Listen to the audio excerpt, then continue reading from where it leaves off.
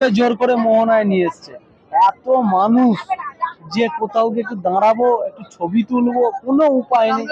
আমি বলেছিলাম যেও না, চলো কাজু বাগান যাই, শঙ্করপুর যাই, ঠিক আছে, ঘোড়া আছে, ভাই ভাই করে নিয়ে চলে যাব। সত্যি কথা বলতে কি বলতো, দীঘা এতবার এসছি না, যেখানে যেতে সব তো দেখা আছে, সব তো এ করা আছে।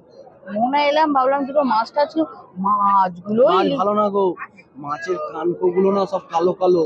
1500 টাকা কিলো বলছে, ঠিক আছে, বড় ইলিশ ছিল 1500 টাকা কিলো। বিশাল বড় ইলিশ, কলকাতার থেকে দাম বেশি।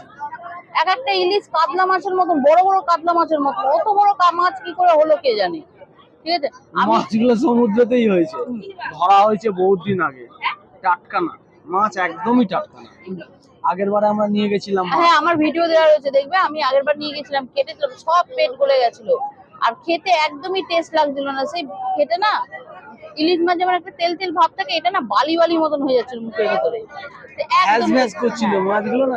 একটা ইলিশ মাছের যেটা নিজস্ব স্বাদ আছে, যার জন্য ইলিশ মাছ নাম, কিন্তু নামেই বদনাম করে দিচ্ছে।